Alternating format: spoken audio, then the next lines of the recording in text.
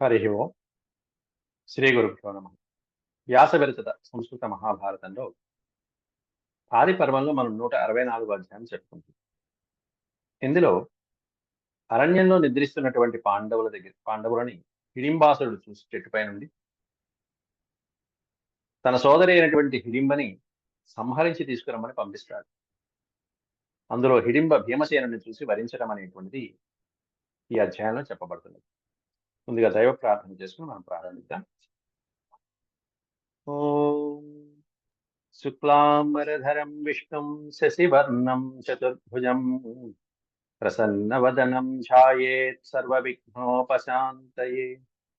వ్యాసం వసిష్ఠనప్తారం శక్తేః పౌత్రమకల్మషం పరాశరాత్మజం వందే సుఖతాతం తపోనిధిం. వ్యాసాయ వ్యాసరూపాయ విష్ణవే నమో వై బ్రహ్మనిధయే వాసిష్ఠాయ నమో నమః.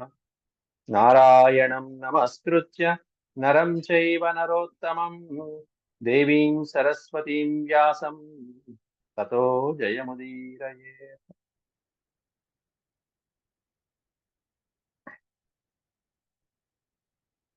ఆది పర్వంలో మనం 163 అధ్యాయాల వరకు పూర్తి చేసుకున్నాం. ఇది 164 అధ్యాయం. నిన్నటి రోజున పాఠంలో మనం పాండవులు అరణ్యంలో నలుగురు పాండవులు కుంతితో సహా నిద్రిస్తుంటే భీమసేనుడు ఆ దృశ్యాన్ని చూసి చెలించిపోయాడు. హృదయం ద్రవించిపోయింది. ఇటువంటి వీరుడిగా ఇన్ని కష్టాలు, ఇటువంటి వీరమాతగా ఇన్ని కష్టాలు అని చెప్పి భీమసేనుడు చాలా బాధపడటం అనేటువంటిది, శోకించడం అనేది జరిగింది. ఆ రోజు రాత్రంతా జాగారం చేసి పాండవుల్ని కాపాడాడు. వాళ్ళకి నీళ్లు కూడా తెచ్చిపెట్టాడు. అయితే అలా జాగారంతో నిద్రించకుండా కాపలాగా ఉన్నటువంటి భీమసేనుణ్ణి, నిద్రిస్తున్నటువంటి పాండవులని ఇక్కడ ఆ అరణ్యంలోనే ఉన్నటువంటి హిడింబాసురుడు చూడటం జరిగింది. హిడింబ ప్రేరితాయా తద్భగిన్యా హిడింబాయా పాండవ సమీప గమనం. ఒకడేమన్నా హిడింబాసురుడు, ఇంకొకళ్ళు హిడింబయ అనేటువంటిది ఇక్కడ యాహ అనేటువంటి అక్షరంతో పుంలింగ స్త్రీలింగాల భేదాన్ని మనం గుర్తించాలి. ఇద్దరు హిడింబే. శ్రీ వైశంపాయన ఉవాచ తత్ర తేషు శయానేషు హిడింబో నామ రాక్షసః అవిదూరే వనాత్తస్మాత్ శాలవృక్షం సమాశ్రితః. ఓ మర్రి చెట్టును ఆశ్రయించి అరణ్యంలో తస్మాత్ వనాత్ పాండవులు నిద్రించినటువంటి ఆ వనంలోనే అవిదూరే అంటే ఎక్కువ దూరం లేకుండా దగ్గరలోనే. తత్ర తేషు శయానేషు హిడింబో నామ రాక్షస. పాండవులు నిద్రిస్తున్నటువంటి అరణ్యంలోనే ఎవరున్నారయ్య అంటే హిడింబో నామ రాక్షస. హిడింబాసుడు అనేటువంటి రాక్షసుడు ఆ మర్రి చెట్టును ఆశ్రయించి అక్కడే నివసిస్తూ ఉన్నాడు. ఎట్లాంటి వాడా హిడింబ అసురుడు అనేటువంటిది వర్ణిస్తున్నారు 3 శ్లోకాలలో. క్రూరో మానుషమాంసాదో మహావీర్య పరాక్రమ ప్రావృడ్ జలధరశ్యామ పింగాక్షో దారుణాకృతి. క్రూరమైనటువంటి వాడు, అతి క్రూరమైనటువంటి కర్మలు చేసేటువంటి వాడు. మానుష మాంస ఆదహ. మాంస ప్లస్ ఆదహ. ఆదహ అంటే తింటాం, అదధాదు. మాంసాన్ని తినేవాడు. ఎవరి మాంసాన్ని? మానుష మాంసాదహ. మానుష మాంసాన్ని తినేటువంటి వాడు. మహావీర్య పరాక్రమ, గొప్ప బలాన్ని కలిగినటువంటి వాడు. ప్రావృజ్జలధర శ్యామ. జలధరము అంటే మేఘం. అప్పుడే వచ్చినటువంటి కొత్త నల్లటి ఆరుమబ్బులతో ఉన్నటువంటి శ్యామ, నల్లటి మేఘాల యొక్క గుంపుతో ఉండేటువంటి ఆకారంతో ఉండేటువంటి నల్లగా ఉంది వాడి ఆకారం. పింగాక్షో దారుణాకృతి. పింగాక్షుడైనటువంటి వాడు. ఇట్లా పిల్లి కళ్ళు కలిగినటువంటి విధంగా ఉన్నటువంటి వాడు. ఎర్రగా ఉంది వాడి కళ్ళు. దారుణ ఆకృతి. ఆకారం ఎలా ఉందంటే దారుణం, అతి దారుణమైనటువంటి ఆకారం కలిగినటువంటి వాడు ఆ రాక్షసుడు. నోట్లో కూరలు కూడా ఉన్నాయట. దంష్ట్రా కరాళవదన. కరాళవదన. దంష్ట్రాలంటే ఇక్కడ దష్ట్రా అని పడింది. దంష్ట్ర విపరీతమైనటువంటి కూరలు, దాదాపు 8 రకాల కూరలు. దంష్ట్రా కరాళవదన కరాళో భీమదర్శన. భీమదర్శన చూడటానికి అతి భయంకరమైనటువంటి రూపంతో కలిగినటువంటి వాడు. లంబజఠరో రక్తస్మశ్రుశిరోరుహ. లంబస్నిక్ లంబ జఠరః. జఠరం అంటే వేలాడుతున్నటువంటి పిరుదులు, వేలాడుతున్నటువంటి పొట్ట కలిగి రక్తస్మశ్రుశిరోరుహ. రక్తస్మశ్రు, రక్తం అంటే ఎర్రనైనటువంటి గడ్డాలు శిరోజాలు కలిగినటువంటి వాడు. ఎర్రటి అంటే రాగి రేకుల్లాగా ఉన్నాయి, రాగి తీగల్లాగా ఉన్నాయి అన్నట్టుగా ఉన్నాయి వాడి వెంట్రుకలవన్నీ కూడా. మహావృక్షగళస్కందః శంకర్ణో విభీషణః. యదృచ్ఛయా తానపశ్యాత్ పాండుపుత్రాన్ మహారథాన్. మహావృక్ష గళము స్కందము. గళము అంటే కంఠం, స్కందం అంటే భుజాలు. ఎలా ఉన్నాయంటే మహావృక్ష అవే ఒక మహావృక్షంలా ఉన్నాయి, అలా ఉన్నాయి వాడు. మహావృక్షగళ స్కంద శంకర్ణో విభీషణ. శంకర్ణ చెవులు ఎలా ఉన్నాయంటే శంఖాల్లాగా ఉన్నటువంటి చెవులు కలిగినటువంటి వాట. ఎదృచ్ఛయ అంటే అనుకోకుండా వాడు పాండుపుత్రుడు నిద్రిస్తున్నటువంటి ఈ మహారథులైనటువంటి పాండుపుత్రుడు 5గురిని చూశాడు అక్కడ. ఎదృచ్ఛయా తాన్ అపశ్యాత్ పాండుపుత్రాన్ మహారథాన్. మహారథులైనటువంటి పాండుపుత్రుని అక్కడ చూడటం జరిగింది. విరూప రూప పింగాక్ష కరాళో ఘోరదర్శన. పిసితేప్సు క్షుదార్తశ్చ జిగ్రం గంధం యదృచ్ఛయా. విరూపమైనటువంటి రూపంతో, ఎర్రటి కళ్ళతో, కరాళ ఘోరదర్శన అతి భయంకరమైనటువంటి గోళ్లతోనూ, ఆ చేతులతోనూ, బాహువులతోనూ వికృతమైనటువంటి ఘోరమైనటువంటి దర్శనం కలిగినటువంటి ఆ రాక్షసుడు. పిసితేప్సుహు, ఇప్సుహు కోరిక కలిగిన వాడు. ఏంటి? మాంసం తినాలనేటువంటి కోరిక. పిసితాహారం అంటే మాంసాహారం తినాలనేటువంటి కోరికతోనూ ఉన్నాడు పక్కన. క్షుధార్తశ్చ ఆకలి బాధతో ఉన్నాడు. వాడికి ఏమన్నా ఆకలి వేస్తుందో పక్కన మాంసాహారం కావాలి, నరమాంస భక్షకుడు. అంతేకాకుండా ఇప్పుడు ఇంకా స్పెషల్ ఏంటంటే జిగ్రం గంధం యదృచ్ఛయ. అనుకోకుండా వాడికి నరమాంసం వాసన వచ్చింది. జిగ్రం గంధం, ఆ గంధం వాసన వచ్చింది. ఏ గంధం అంటే జిగ్రం, నరమాంసం యొక్క ఆ గంధాన్ని ఆఘ్రాణించాడు. జిగ్రన్ ఆఘ్రాణించి అనుకోకుండా అబ్బో నాకు ఆహారం దొరికింది కదా అని చెప్పి వాడి యొక్క ఆ కళ్ళు, గోళ్ళు, మొహం, ఆ వెంట్రుకలలో ఎట్లా ఉందంటే ఊర్ధ్వాంగుళి సకండూయం ధున్వన్ రూక్షాన్ శిరోరుహాన్. మట్టి కొట్టుకుపోయినటువంటి ఆ శరీరంలో ఉన్నటువంటి ఆ ధూమ్రం, రూక్షాన్ శిరోరుహాన్ వెంట్రుకలు వాడి శరీరం మీద మలిచినటువంటి ఎర్రగా శిరోజాలు ఉన్నట్టు వాటిని ఊర్ధ్వాంగుళి సకండూయ. ఊర్ధ్వ అంగుళి పొడుగ్గా ఉన్నటువంటి ఆ వేళ్ల గోళ్లతో, కండూయ ఇలా గోక్కుంటూ ఓ పక్కన ఈపుడు గోక్కుని కళ్ళు మొహాన్ని గోక్కుని ఎవర్రా వాడని చెప్పి జృంభమాణ ఆవలిస్తూ వేగంగా హాయిగా ఆకలిస్తున్నటువంటి వాడు, లేకపోతే హాయిగా నిద్ర వస్తున్నటువంటి వాడు ఆవలిస్తున్నట్టుగా. జృంభమాణో మహావక్త్ర ఆవలిస్తున్నటువంటి వాడు నోరు తెరిస్తే ఎలా ఉన్నాడు అలా కూర్చున్నట్ట వాడు చెట్టు. పునః పునరవేక్ష్య మాటి మాటికి వాళ్ళనే చూస్తూ ఎవరో ఉన్నారు అక్కడ, నరవాసన వస్తుంది, ఎవరయ్యా ఎవరయ్యా అని చెప్పి వాళ్ళని చూసుకుంటూ కూర్చున్నారు. పునః పునరవేక్ష్య హృష్టో మానుషమాంసస్య మహాకాయో మహాబల. మహాకాయుడు మహాబలుడైనటువంటి ఆ రాక్షసుడు మానుషమాంసస్య హృష్ట. హృష్ట అంటే సంతుష్ట అని. మానవ మాంసం దొరికిందని చెప్పి పరమానంద పడిపోయాడు. ఆఘ్రాయ మానుషం గంధం. మానవ మాతృడు యొక్క ఆ గంధాన్ని ఆఘ్రానించి, అంటే మానవులు ఇక్కడ ఉన్నారని చెప్పి వాడు వాసనతోనే పసిగడుతున్నాడు, మాంసం యొక్క వాసన. కొంతమందికి బయటకు వెళ్తుంటే రకరకాల వాసనలు అలా షాపుల నుంచి వస్తూ ఉంటే వాటిని చూడంగానే అది ఇది అది ఇది అని చెప్పేస్తూ ఉంటారు. అందులోనూ వీడు రాక్షస జన్మ కాబట్టి ఆ నరమాంస భక్షకులైనటువంటి వారికి ఆ ఆఘ్రానం తెలిసిపోతుంది. హృష్టో మానుషమాంసస్య మహాకాయో మహాబల ఆఘ్రాయ మానుషం గంధం భగిని ఇదమబ్రవీత్. వెంటనే తన భగిని అంటే సోదరి, తన సోదరి అయినటువంటి హిడింబని పిలిచి ఇదం అబ్రవీత్, ఈ విధంగా చెప్తున్నాడు. సోదరి నువ్వు వెళ్ళి వాళ్ళని చంపి తీసుకొచ్చేసి హాయిగా మనం పండుగ చేసుకుంటాం అని చెప్పి చెప్తున్నాడు. భగిని ఇదమ, భగిని అంటే సోదరి, సోదరితో ఈ విధంగా చెప్తున్నాడు. ఉపపన్నం చిరస్యాద్య భక్ష్యం మమ మనఃప్రియం. నాకు ఇష్టమైనటువంటి భోజనం దొరికింది నాటికి.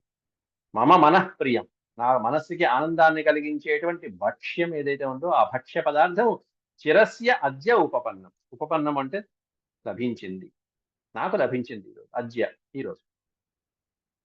జిఘ్రత ప్రసృత స్నేహ జిహ్వా పర్యేతి మే ముఖాత్.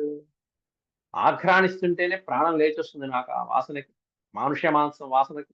కాబట్టి వెంటనే దాన్ని మనం తిందాం. అష్టౌ దంష్ట్రాసు తీక్ష్ణాగ్రాస్ చిరస్యాపాత దుస్సహ దేహేషు మజ్జయిష్యామి స్నిగ్ధేషు పిసితేషు చ. నా యొక్క 8 దంష్ట్రాహ, 8 కోరలతో, అష్టౌ దంష్ట్రాహ, నోట్లో ఉన్నటువంటి నా యొక్క 8 కోరలతో వాళ్ళ మాంసాన్ని అలా తినేసి హాయిగా, ఆ కూరలతో మాంసాన్ని పీకేసి శుభ్రంగా హాయిగా స్వాదుకరమైనటువంటి ఆహారాన్ని నేను తింటాను. సుతీక్ష్ణ, సుతీక్ష్ణ అగ్రాహ, తీక్ష్ణమైనటువంటి నా యొక్క గోళ్లతో, నా యొక్క కూరలతో వాళ్ళ మాంస ఖండాన్ని చిచ్ఛేదనం చేసి, తీక్ష్ణాగ్రాహ చిరస్యాపాత దుస్సహ దేహేషు మజ్జయిష్యామి, దేహేషు వాళ్ళ దేహాలలో మజ్జయిష్యామి, నా కూరని దింపేసి, స్నిగ్ధేషు పిసితేషు, పిసితేషు అంటే వాళ్ళ మాంసం బాగా దట్టంగా బలంగా ఉన్నటువంటి వాళ్ళ మాంసం ముద్దల్లో నా కూరలు దింపేసి వాళ్ళని చిచ్ఛేదనం చేసేసి హాయిగా ఆస్వాదిస్తాను. అంతేకాకుండా వాళ్ళ కంఠం మీద పీకేస్తాను. ఆక్రమ్య మానుషం కంఠం, మానుషం కంఠం ఆక్రమ్య, వాళ్ళ యొక్క మానవ కంఠాన్ని ఇలా పట్టుకుని పీకేసి హాయిగా నా నోటితో తింటూ ఉంటే, ఆచ్ఛిద్య ధమనీమపి, అక్కడ ఉన్నటువంటి ధమనుల్లోంచి, సిరలు ధమనులు ఏవైతే ఉంటాయో వాటిలోంచి రక్తం అలా ఉబికి పైకి వస్తుంటే, ఎట్లాంటి రక్తం? ఉష్ణం నవం ప్రపశ్యామి ఫేనలిన్ రుధిరం బహు, రుధిరము అంటే నెత్తురు, బహురుధిరం విపరీతంగా ప్రవహిస్తున్నటువంటి ఆ నెత్తురు ఎట్లా ఉంటుంది? ఉష్ణం, వేడిగా ఉంటుంది, ఫ్రెష్ గా వచ్చినటువంటి నెత్తురు. నవం అన్నాడు, నూతనంగా అప్పుడే వస్తున్నటువంటి ఆ నెత్తురు వేడి వేడిగా వాళ్ళ శరీరాల్లోంచి ప్రవహిస్తూ ఉంటే దాన్ని ఏం చేస్తాను? ప్రపాస్యామి ఫేనలిం, ఆ నురుగులాగా అలా నురుగు తాగినట్టుగా హాయిగా నేను ఆ వేడిగా ఉన్నటువంటి నెత్తురుని కాస్త నేను ఆస్వాదించి మొత్తం తాగేస్తాను, నెత్తురునంతా తాగేస్తాను, మాంసాన్ని తినేస్తాను, నెత్తురు తాగేస్తాను. కాబట్టి గచ్చ జానీకే, గచ్చ జానీహి ఏ త్వేతే సేరతే వనమాశ్రితా, వనమాశ్రితా సేరతే, ఈ వనాన్ని ఆశ్రయించి నిద్రపోతున్నటువంటి ఈ మానవులు, ఏతే జాని, కే ఏతే జాని, వాళ్ళెవరో ఒకసారి జాని తెలుసుకుంటారు, తెలుసుకుని వాళ్ళని సంహరించి ఆ మానవుల్ని తీసుకురా. గచ్చ జానీహి కే త్వేతే సేరతే వనమాశ్రితే, వనమాశ్రితా సేరతే, ఈ అరణ్యాన్ని ఆశ్రయించి, నా ప్రదేశాన్ని ఆశ్రయించి నిద్రపోతున్నటువంటి వీళ్ళెవరు కనుక్కో. మానుషో బలవాన్ గంధో, మానవులు అందులోనూ బలవంతులుగా ఉన్నారు, మానవుల యొక్క బలంగా వాసన వస్తుంది. గంధో ఘ్రాణం తర్పయతి ఇవమే, ఘ్రాణం తర్పయతి, తర్పయతి అంటే సంతోష పెట్టడం. ఈ ఆఘ్రాణం, ఈ నరమాంసం యొక్క వాసన అనేటువంటిది నన్ను తర్పయతి, సంతోషపెడుతుంది, బాగా సంతోషపెడుతుంది. తప్పకుండా నేను వీళ్ళతో ఈ రోజు నేను హాయిగా నా కడుపు నింపుకుంటాను. నువ్వు వెళ్ళి వాళ్ళని హత్వైతాన్ మానుషాన్ సర్వాన్, సర్వాన్ మానుషాన్ హత్వ, ఉన్నటువంటి వాళ్ళందరినీ సంహరించి తీసుకొచ్చేసి, హత్వైతాన్ మానుషాన్ సర్వాన్ ఆనయస్వ మమ అంతికం, మమ అంతికం అంటే నా సమీపాన్ని, వాళ్ళని సంహరించి మమ అంతికం ఆనయస్వ, నా సమీపానికి నువ్వు తీసుకురా. అస్మద్ విషయ సుప్తేభ్యో నైతేభ్యో భయమస్తితే, అస్మద్ విషయ సుప్తేభ్య, అస్మద్ విషయం అంటే మన ప్రాంగణంలో పడుకున్నవాడు, మన సమీపం, మన ఇంటి, మన నివాసం ఉండేటువంటి అరణ్య ప్రాంతంలో వాడు సుప్తేభ్య పడుకున్నటువంటి వీళ్ళకి నువ్వు భయపడక్కల్లా, నువ్వేం భయపడక్కల్లా, వాళ్ళు మనుషులే కాబట్టి నువ్వు సులభంగా చంపేస్తావు. నైతేభ్యో భయం అస్తితే, తే భయం నాస్తి, ఏతేభ్య, వీళ్ళ నుండి నీకు ఎటువంటి అపకారం ఉండదు, ఏ భయం లేదు, హాయిగా వెళ్ళి నువ్వు వాళ్ళని సంహరించి ఆ సమీపానికి తీసుకొచ్చే, మనం తినేద్దాం. ఏషాముత్కృత్య మాంసాని మానుషాణం యథేష్టత, ఆ మానవుల నుంచి యథేష్టత అంటే మన ఇష్టం వచ్చినట్టుగా వాళ్ళ మాంసాన్ని ఉత్కృత్య హాయిగా తీసుకుని మనం భక్షయిష్యావ, హాయిగా మన ఇద్దరం తిందాం. భక్షయిష్యామి అంటే ఏకవచనం, భక్షయిష్యావ అంటే ద్వివచనం, మన ఇద్దరం కలిసి తిందాం. భక్షయిష్యావ సహితౌ కురు పూర్ణం వచో మమ, మమ వచ కురు పూర్ణం కురు, నా మాటల్ని సత్యం చేయి. పూర్ణం కురు అంటే చెప్పింది చెప్పినట్టు సంపూర్ణం చేయి నా మాటని. మన ఇద్దరం కలిసి తిందాం హాయిగా ఆ మాంసాన్ని. మన ఇష్టం వచ్చినట్లు హాయిగా తిందాం. ఎలా? భక్షయిత్వా చ మాంసాన్ని మానుషాణం ప్రకామతః నృత్యావసహితా వాం దత్తతాళావనేకషః. హాయిగా నృత్యం చేస్తూ తాండవం చేస్తూ అనేకమైనటువంటి వాయిద్యాలు మోగించుకుంటూ హాయిగా ఈ మనుషుల యొక్క మాంసాహారాన్ని మనం ఆనందింతూ తిందాం. ఈ మాంసాన్ని భక్షయిత్వ తిని హాయిగా నృత్యం చేస్తూ తాండవం చేద్దాం అని చెప్పి హిడింబాసుడు పాండవులు నిద్రిస్తున్నటువంటి పాండవులు చూసి చాలా సంతోషించాడు. అలాగే అన్నయ్య అని చెప్పి హిడింబ వెళ్ళింది వాళ్ళని చంపేసి తీసుకొద్దామని. ఏవముక్త హిడింబాతు హిడింబేన మహావనే. హిడింబేన సంస్కృతం వచ్చిన వాళ్ళు మాత్రమే వీటిల్లో ఉన్నటువంటి ఆ గ్రామర్ పాయింట్ ని పట్టుకోగలుగుతారు. హిడింబా స్త్రీలింగం, ఆకారాంత స్త్రీలింగం అయితే హిడింబేన రామేణ లాగా ఇది పుంలింగ శబ్దం. హిడింబాసుడు అంటే తృతీయ విభక్తి. అన్నయ్య అయినటువంటి హిడింబాసుడి చేత ఈ విధంగా మహావనంలో అతడు పంపబడగా ఏవముక్తా హిడింబ, ఈ విధంగా పలికినటువంటి అన్నయ్యతో హిడింబ సోదరి అయినటువంటి చెల్లెలైనటువంటి హిడింబ భ్రాతుర్ వచనమాజ్ఞయ, అన్నయ్య యొక్క వచనాలని ఆజ్ఞలాగా తీసుకుని శిరసా వహించి త్వరమాణేవ రాక్షసీ, రాక్షసీ హిడింబ త్వరమాణ. రాక్షసే అయినటువంటి ఆ సోదరి కూడా రాక్షసే కాబట్టి ఆవిడ కాస్త అన్నయ్య చెప్పినటువంటి ఆజ్ఞని శిరసా వహించడానికి త్వరమాణ తొందరపాటుగా త్వరగా వెళ్ళిపోయింది ఆ మాంసాన్ని తీసుకొద్దామని. ఆప్లుత్యాప్లుత్యత, ఆప్లుత్య అక్కడ అలా త్వరగా చేరుకుని ఆప్లుత్యాప్లుత్య తరూనగచ్చత్ పాండవాన్ ప్రతి. ఆప్లుత్య అంటే లంఘించడం, ఓ చెట్టు మించి ఇంకో చెట్టు, ఓ చెట్టు మించి ఇంకో చెట్టుకి అలా దాటుతూ వెళ్ళిపోయి తరూన్ అగచ్చత్, ఆ చెట్లని దాటుకుంటూ వెళ్ళి పాండవాన్ ప్రతి, పాండవుల సమీపానికి చేరుకుంది. జగామ తత్ర యత్రస్మా చేరతే పాండవావనే. పాండవులు ఏ అరణ్యంలో అయితే ఏ ప్రదేశంలో అయితే నిద్రించారో, చేరతే అంటే నిద్రించడం, ఏ ప్రదేశంలో పాండవులు నిద్రించారో తత్ర జగామ అక్కడికి చేరుకుంది ఈ హిడింబ. చూసింది. దదర్శ తత్ర సాగత్వా పాండవాన్ పృథయా సహ కుంతీదేవితో పాటుగా ఒక ఆడ స్త్రీతో పాటుగా నిద్రిస్తున్నటువంటి నలుగురు యువకులు, శయానాన్ భీమసేనం చ జాగ్రత్తం. శయానాన్ అంటే శయనిస్తున్నటువంటి నలుగురు సోదరుల్ని చూసింది. భీమసేనం చ జాగ్రత్తం, జాగ్రత్తం అంటే జాగరణ, మెలకుతో ఉన్నటువంటి సావధానంగా ఉన్నటువంటి నలుగురిని ఏ క్షణంలోనైనా కాపాడటానికి సిద్ధంగా ఉన్నటువంటి భీమసేనుణ్ణి చూసింది. ఎలా ఉన్నాడు ఆ భీమసేనుడు? అపరాజితం తు భీమసేనం, అపరాజితం ఎవరికి లొంగనటువంటి వాడు, పరాజితుడు కాదు అపరాజితుడు, ఓడిపోయేవాడు కాదు, గెలిచేటువంటి గుణాలు కలిగిన మహాబల పరాక్రమవంతుడైనటువంటి జాగ్రత్త, నిద్ర లేకుండా మేల్కొని ఉన్నటువంటి చూస్తున్నటువంటి భీమసేనుని చూసింది. వెంటనే ఉపాస్యమానాన్ భీమేన రూపయౌవనశాలినః సుకుమారాంశ్చ పార్థాన్ సా యాయామేన చకర్షితాన్. అలిసిపోయి ఒళ్ళెరకుండా నిద్రిస్తున్నటువంటి పార్థాన్ సుకుమారాన్, సుకుమారులైనటువంటి ఆ నలుగురు కుమారుల్ని చూసింది. ఓ పక్కన నలుగురు సోదరుల్ని ఎలా ఉన్నారంటే వాళ్ళు సుకుమారులుగా ఉన్నారట. అబ్బే వీళ్ళు పనికిరారు అనుకుంది ఒక పక్కన. ఏమాత్రం ఆన్లా నలుగురు సుకుమారులుగా ఉన్నారు. పార్థులు నలుగురు ఎలా ఉన్నారంటే వ్యాయామేన కర్షితాం, వ్యాయామం అంటే అలసట, బాగా అలిసిపోయి కష్టించి అలిసిపోయి నిద్రిస్తున్నటువంటి ఆ నలుగురు సోదరుల్ని చూసింది.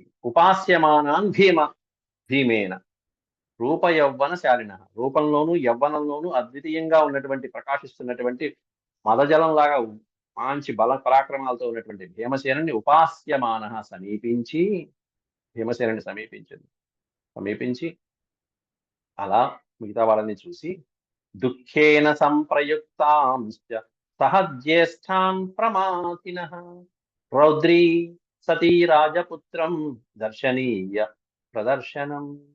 రౌద్రీ సతీ రాజపుత్రం, అంత కోపంలో ఉన్నా కూడా ఎవరో రాకుమార్తెలాగా ఉంది, దర్శనీయ ప్రదర్శనం, చూడచక్కని లక్షణాలతో ఉండి ఈ స్త్రీ ఎవరు? దుఃఖేన సంప్రయుక్తాంశ్చ, ఏదో బాధల్లో ఉండి ఇక్కడికి వచ్చారన్నట్టుగా ఉన్నారు వీళ్ళు నలుగురు. సహజ్యేష్ఠాన్ ప్రమాధిన. వీళ్ళలో ఎవరో జ్యేష్ఠుడు ఉంటాడు, పెద్దవాడు ఎవరో ఉంటారు, మిగతా వాళ్ళు ఏదో కష్టాలతో వచ్చారు. ఈవిడ మాత్రం చక్కగా సమస్త రాజలక్షణాలతో కళగా ఉన్నది. దర్శనీయ ప్రదర్శనం, చూడచక్కనిదిగా ఉంది స్త్రీ ఎవరు. ఇగో ఈ మహానుభావుడు మరీ అందంగా ఉన్నాడు, ఈ అందగాడు ఎవరు అని చెప్పి భీమసేనుని చూసుకుంటూ దృష్ట్వైవ భీమసేనం సాలస్కందమివోద్యతం. సాలస్కందము అంటే, స్కందం అంటే ఈ భుజాలు ఎలా ఉన్నాయంటే సాల వృక్షములాగా అంత ఎత్తు, అంత బలమైనటువంటి వృక్షాలలాగా ఉన్నటువంటి ఆ భీమసేనుని దృష్ట్వైవ చూడగానే, భీమసేనుని చూడగానే రాక్షసీ కామయామాస రూపేణ ప్రతిమం భువి. వెంటనే ఈమె కాస్త కామవశురాలైపోయింది, ప్రేమలో పడింది, భీమసేనుని వివాహం చేసుకోవాలనుకుంది. రాక్షసీ కామయామాస, అతన్నే కోరుకుంది. రూపేణ అప్రతిమం భువి, భూమి మీద ఇంతకంటే అందగాడు నాకు ఎక్కడ దొరుకుతాడు చెప్పు అని చెప్పి అనుకుంది. అప్రతిమం అంటే సాటి లేనటువంటి అందం కలిగినటువంటి, భూమి మీద సాటి లేని అందం కలిగినటువంటి ఇతడు నేను వివాహం చేసుకోవాలని ఏమనుకుంటుంది అంతర్గతంలో, మనసులో. అంతర్గతేన మనసులో అనుకుంటుంది. చింతయామాస రాక్షసి, ఆ రాక్షసి ఈ విధంగా చింతిస్తుంటాడు. ఏమనంటే, ఇప్పుడు అన్నయ్య చెప్పినట్టు చేయాలా, లేకపోతే నా విధంగా నేను ఆలోచించుకుని ఏదైనా చేయొచ్చా అనేటువంటిది ఆలోచిస్తుంది. ఏది చేస్తే నాకు మంచి కలుగుతుంది. హిడింబాసుడు చెప్పినట్టు చేయాలా, వీళ్ళని చంపేసి తీసుకువెళ్ళటం బెటరా, చంపకుండా ఉంటే మంచిదా, నాకేది మేలు అని అనుకుంది. ఇదిగో ఇతను చూస్తేనేమన్నా అయం శ్యామ, శ్యామ అంటే నల్లగా ఉన్నాడు. అయం శ్యామ మహాబాహు సింహస్కందో మహాద్యుతి, మహాద్యుతి మహాపరాక్రమం కలిగినటువంటి వాడు, గొప్ప పరాక్రమం కలిగినటువంటి వాడు. శ్యామ కొంచెం నల్లగా ఉన్నటువంటి వాడు. సింహస్కంద మహాద్యుతి, చ్యుతి అంటే కాంతి, గొప్ప కాంతి కలిగినటువంటి మేని కలిగినటువంటి వాడు. కంబుగ్రీవ, శంఖం వంటి కంఠం కలిగినటువంటి వాడు. పుష్కరాక్షో, పుష్కరాక్ష చక్కగా కనుబొమ్మలు కలిగినటువంటి వాడు, కళ్ళు కలిగినటువంటి వాడు, అంటే తామరాకుల వంటి కళ్ళు కలిగినటువంటి వాడు.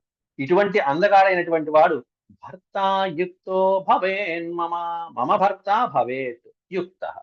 ఇతడు నాకు భర్తగా ఉంటే చాలా యుక్తంగా ఉంటుంది, చాలా సుందరంగా ఉంటుంది, ఈడు చూడు ఎంతో బాగుంటాం మేమిద్దరం అనుకుంటాం. ఇక ఆవిడ ఎట్లా ఉంది, ఇక రాక్షసి ఆవిడ.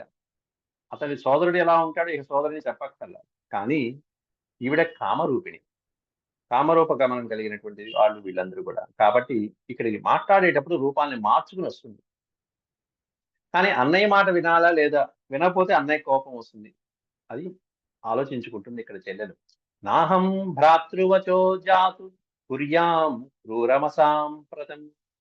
అసాంప్రతం క్రూరం, అసలు అతివీర భయంకరుడైనటువంటి క్రూరమైనటువంటి గుణాలు కలిగినటువంటి నా సోదరుడి యొక్క మాటలు నేను వినాలా లేదా, వినకపోతే చంపేస్తాడు అందరినీ. నాహం భ్రాతృవచ జాతు కుర్యాం పతి స్నేహోతి బలవాన్ తథా భ్రాతృ సౌహృదం.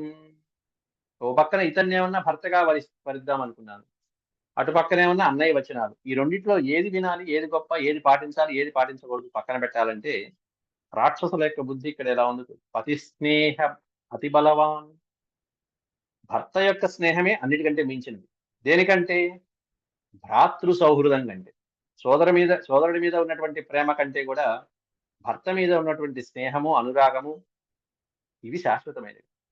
కాబట్టి సదా భ్రాతృ సౌహృదం. ఎందుకంటే ముహూర్తమివ తృప్తిశ్చ భవే ధాతుర్మమైవచ. ఈ ఐదుగురిని కూడా మానవుల్ని సంహరించి నేను మా అన్నయ్య దగ్గరికి తీసుకెళ్తే తృప్తి ఎంతసేపు ఉంటుంది, ముహూర్తమివ తృప్తి భవే, కాసేపు తృప్తి ఉంటుంది.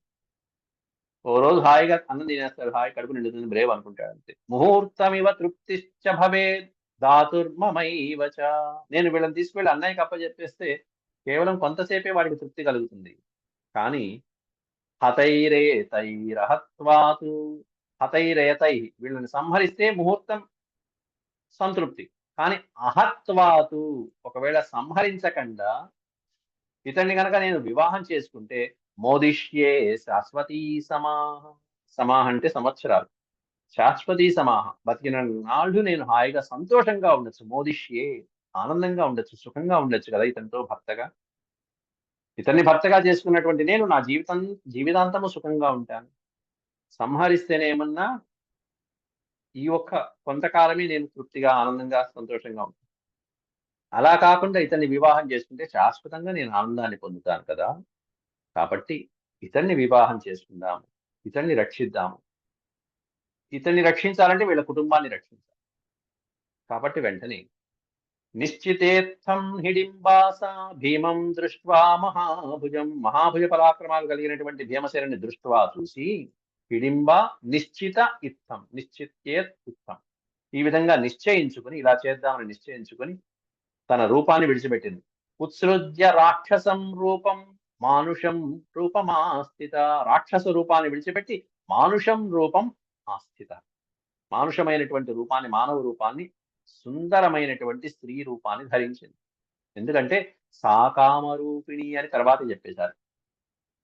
ఆ హిడింబ కామరూపిణి. అంతేకాదు అప్సరస. తర్వాత పూర్వజన్మ వృత్తాంతం అంతా చెప్తుంది.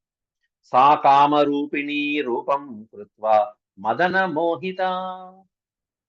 మదన మోహంలో కామవశులై ఉన్నటువంటి ఆవిడ, కామరూపిణి అయినటువంటి ఆ రాక్షసి మానవ రూపాన్ని ధరించిందయ్యా. ధరించి ఉపతస్థే మహాత్మానం భీమసేన మనిందిత.